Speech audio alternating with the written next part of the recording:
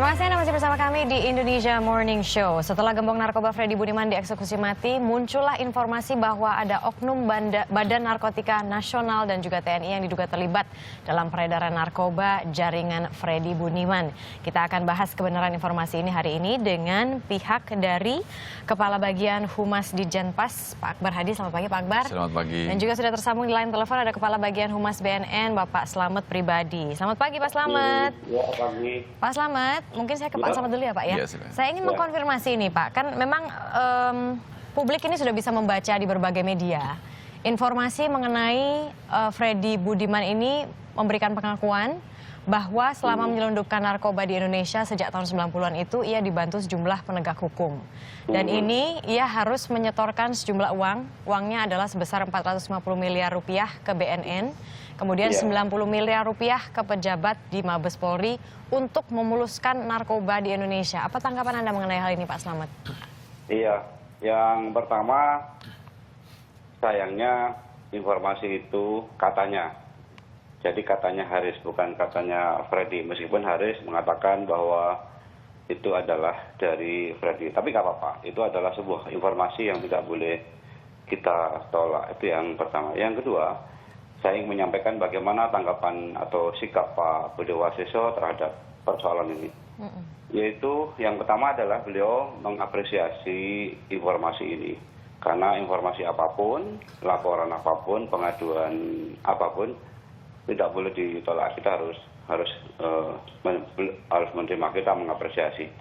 Itu yang pertama. Yang kedua, manakala informasi ini benar, atau minimal mendekati benar, dipersilahkan kepada saudara Haris menurut beliau itu untuk membuktikan, membuka seluas-luasnya.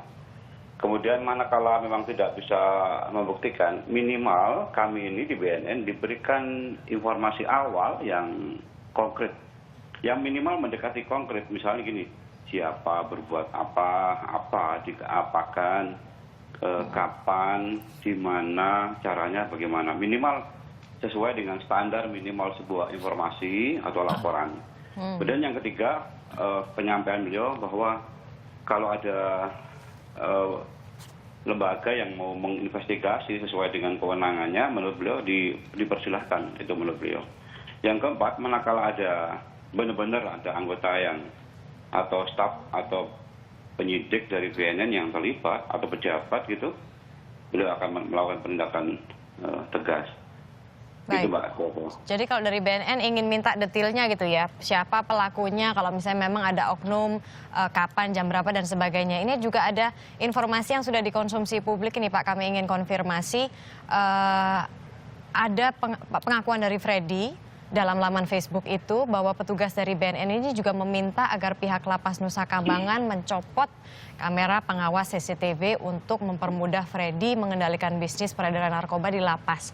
Apa tanggapan Anda Pak mengenai hal ini? Ya, barangkali itu kalau memang benar, mungkin itu oknum tidak secara umum bahwa dia di bawah struktur perintah, artinya person. Tetapi apakah itu benar atau tidak, nanti itu menjadi bagian dari pemeriksaan oleh tim internal kami di BNN yang dari kemarin sudah berjalan, sudah ketemu dengan saudara Haris untuk mengklarifikasi soal ini sampai menjadi bagian dari proses hukum itu. Apa hasil pertemuan dengan saudara Haris, Pak Slamet? Saya belum tahu apa yang hasil pertemuannya.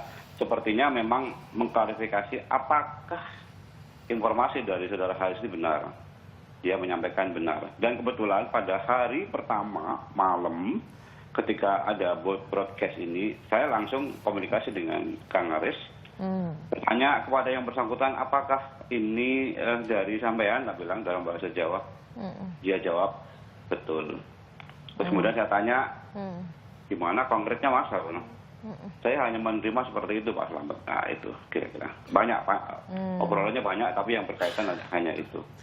Kami juga ingin mengkonfirmasi Pak Slamet, apakah betul BNN dan juga TNI ini sudah melaporkan saudara Haris ke polisi? Karena kami mendapatkan informasi bahwa status dari saudara Haris ini sudah menjadi tersangka. Nanti kami akan merapat ke tim yang apakah jadi melaporkan atau tidak. Oh jadi belum ya Pak Slamet ya? Mungkin sudah, tapi saya belum mendapatkan info yang konkret, misalnya karena lapornya nomor berapa, ini belum konkret saya terima. Saya dengar sih sudah, tapi masih belum. Kalau saya belum mendapatkan langsung informasi dari yang melapor, mungkin saya belum bisa menyampaikan. Oke baik, tahan dulu ya Pak Slamet ya, saya ngobrol sama Pak Akbar Hadi dulu. Pak Akbar, ini kan memang sekarang publik sudah membaca informasi di mana-mana ada sejumlah uang yang sensasional gitu, yang diduga apa ya istilahnya ya, meluncur ke beberapa oknum dari BNN dan juga TNI begitu. Nah, apa tanggapan Anda mengenai hal ini? Apakah ini hal yang informasi yang bisa dipercaya atau informasi yang tidak bisa dipercaya? Jadi pertama Mbak ya, kita perlu sampaikan bahwa kondisi warga binaan yang ada di dalam, yang kami kan di petugas ini kan senantiasa berkomunikasi, berhubungan. Ya memang rata-rata ya mereka itu ya seperti itu bicaranya. Tapi kan itu sebatas curahan ya, kan tidak harus kita pedulikan. Yang penting kan kita bagaimana menjaga mereka dalam kondisi yang sehat, tidak ada persoalan, artinya dia tidak melakukan pelanggaran selama di dalam lapas. Jadi Anda terjaga. mengatakan di lapas itu selama ini di Indonesia itu sudah bersih dari praktek-praktek bukan seperti ini? Rata-rata warga binaan ataupun narapidana itu biasanya ceritanya tentang bagaimana perlakuan dia selama di kepolisian, ya curhat lah itu, dan itu seperti itu ya biasa ya bagi kami, dan kita tidak perlu apa namanya ya karena sebatas curhatan lah ya, curhatan kepada narapidana, kepada petugas itu, dan kita tidak perlu harus tidak lanjutin karena itu hanya ungkapan saja. Jadi nah yang terpenting adalah ketika ada informasi seperti itu, Pak Dirjen bertindak cepat, segera menghubungi dan mendalami ya, mendalami beberapa, karena di situ ada statement juga dari mantan Kalapas. Oleh karena itu apa namanya, ada tiga yang mungkin coba kita lakukan. Jadi statement yang mengenai pertama, maksud ya, Anda statement mengenai CCTV yang dicopot ya, itu dari mantan Kalapas itu. Iya. Nah itu yang pertama adalah penggalian informasi ya. Jadi ketika nanti kita diminta oleh instansi lain, kita sudah siap informasi yang akan kita sampaikan, yaitu yang pertama penggalian informasi mengenai kebenaran informasi yang disampaikan oleh apa namanya yang sudah marak di media sosial itu, mungkin dari sejak pelabuhan di Jayapura, di Sodong, kemudian di Lapas Batu itu sendiri, kita akan coba dalami, kita akan gali kebenaran informasi itu, kita akan bertanya mungkin satu persatu petugasnya, kapan itu waktunya. Tapi Kalapasnya sudah mantan Kalapasnya sudah diajak secara bicara? lisan memang sudah. Apa tanggapan dari mantan Kalapas itu mengenai hal ya memang dia membenarkan, tapi kan kebenaran itu harus dibuktikan ya. Oke, itu satu dibuktikan tadi. itu yang pertama. Yang kedua sekaligus pemetaan Mbak, pemetaan kondisi Nusa Kambangan ketika ada kejadian seperti ini. Kita petakan di mana titik-titik lemah, di mana titik-titik yang masih memungkinkan peluang-peluang untuk terjadinya apa namanya pelanggaran-pelanggaran. Nah, kemudian maksudnya seperti apa ini? Ya seperti itu, kemungkinan akan ada mematikan CCTV. Nah itu kan coba untuk menghilangkan atau pelanggaran, salah satu adalah pelanggaran itu. Dan memang sih keterangan dari Kalapas, mantan Kalapas ya Pak Sitinjak, memang tidak berdasarkan permintaan itu tidak dipenuhi kan gitu. Jadi artinya memang masih ada CCTV itu. Yang ketiga, ya tentu saja akan memperkuat ya, memperkuat sistem yang ada, kemudian bahkan kita lebih kuat lagi ya. Jadi selama ini mungkin hanya bisa diakses oleh pihak keamanan setempat ataupun lapas setempat. Bahkan sekarang Pak Menteri pun bisa mengakses gitu. Jadi per 30 Oktober tahun 2015 Ya, ya. itu Pak Menteri bahkan punya ruangan khusus namanya control room. Ya. Bagaimana beliau di ruang kerjanya di control room ini bisa memantau kegiatan di salah satunya adalah di Nusa Kambangan. Itu bukan hanya di Ini untuk lapasnya semua saja. lapas di Belum, itu Indonesia. progres ya. Terutama untuk yang kategori lapas yang high risk ya. Nah, untuk di Nusa Kambangan beliau sudah bisa memantau Pak Dirjen, Pak Menteri, bahkan bisa jadi gadgetnya. Jadi dari oke, Nah, jadi ini- saya nah, ini membayangkan kan, bahwa Pak Menteri akan 24 jam begitu memantau Tidak, lewat tidak layar seperti itu. Jadi bagaimana memastikan bahwa Namanya Slip ini tidak seperti terjadi, kayak sidak lah ya, kondisi tertentu. Kan itu kan juga terekam. Jadi artinya dari pelabuhan Sodong, pelabuhan Wijayapura, nah itu terpantau. Nah ini salah satu beberapa nanti temuan nanti seperti apa. Ya. Nah ini untuk memperkuat sistem kita. Jadi untuk paling tidak meminimalisir peluang-peluang terjadinya pelanggaran-pelanggaran atau kelemahan. Nah, mungkin sekarang ini kan waktu itu kan memang belum sebagus sekarang ya. Jadi sistem CCTV yang dibangun ya. itu kan memang ada di luar fungsi. Jadi kita apresiasi lah buat Pak Sitinjak waktu itu sudah ada inisiatif untuk bagaimana. Memang kan ini Tapi ini cukup ya Pak, maksudnya karena kan ya seperti saya juga sempat wawancara dengan anggota DPR dari fraksi PKS gitu ya, Nasir Jamil, yang mengatakan bukan rahasia lagi gitu, ada permainan antara terpidana narkoba dengan oknum lapas kalau dan itu kan sebagainya. kewenangan dari ini ya, kawan-kawan di Iya. internal dari BNN, dari kepolisian. Nggak, maksud saya ini mengenai oknum di dalam lapas juga begitu. Nah, Ya, tentu bagaimana saja, memastikan apa gitu langkah konkretnya, karena selama ini problemnya juga terus berulang gitu loh.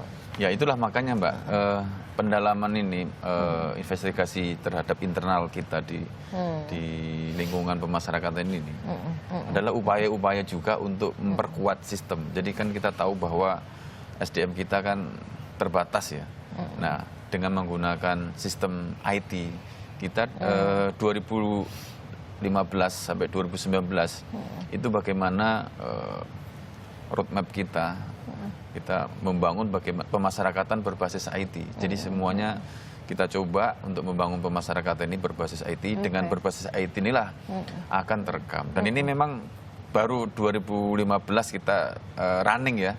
Artinya 2000 kejadian itu adalah sebelum. Jadi ya boleh katakan belum terekam dengan baik, dan mudah-mudahan dengan manual apa yang ada, informasi yang ada, temuan kawan-kawan nanti di lapangan itu akan menjadi masukan, akan menjadi memperkuat ya titik-titik lemah ataupun pemetaan seperti apa untuk depan yang lebih bagus lagi. Tapi mungkin dengan adanya progres yang luar biasa. Jadi apalagi sudah dicanangkan pemasarakatan dari 2015-2019 ini, pelayanan pemasarakatan berbasis IT, ya mudah-mudahan ini setidaknya Bisa menjadi mengurangi salah satu solusi untuk mengurangi beberapa persoalan-persoalan maupun penyimpangan-penyimpangan yang terjadi di pemasyarakatan. Baik, Pak Slamet, terakhir Pak, anggota DPR dari fraksi PKS Nasir Jamil pernah mengatakan bahwa ini bukan rahasia lagi, ada permainan antara terpidana narkoba dengan oknum-oknum yang seharusnya menegakkan hukum begitu. Nah, kira-kira langkah konkret seperti apa yang BNN lakukan agar komitmen pemberantasan narkoba ini betul-betul 100% berjalan di Indonesia, dan langkah konkret apa juga yang dilakukan oleh BNN, misal memang ada oknum yang seperti ini, untuk membersihkan BNN sehingga BNN menjadi salah satu badan pemerintahan yang betul-betul 100% dipercaya oleh masyarakat. Iya, kalau toh memang ada, saya tidak mau berandai-andai, tapi kalau toh ada, kemudian nyata, konkret, maka akan diproses sesuai dengan hukum yang berlaku. Seperti apa itu, Pak? Seperti tingkat kesalahannya. Kita belum tahu seperti apa. Bahkan sampai di samping disiplin mungkin juga ada pidana. Karena kan ada soal suap, Kemudian ada soal rencana upaya paksa untuk mencopot CCTV. Kalau ini ada. Tapi tidak bisa berandai-andai. Tapi memang beliau menyampaikan bahwa sedikit apapun, bahwa kalau itu pelanggaran maka harus ada hukuman, itu Pak. Oke, baik. Terima kasih banyak Pak Slamet Pribadi, Ya. Kepala Bagian Humas BNN, dan juga Pak Akbar Hadi, Kepala Bagian Humas Ditjen Pas. Nah, berikutnya Indonesia masih akan menghadirkan berbagai informasi penting lainnya. Tetaplah bersama kami hanya di NET.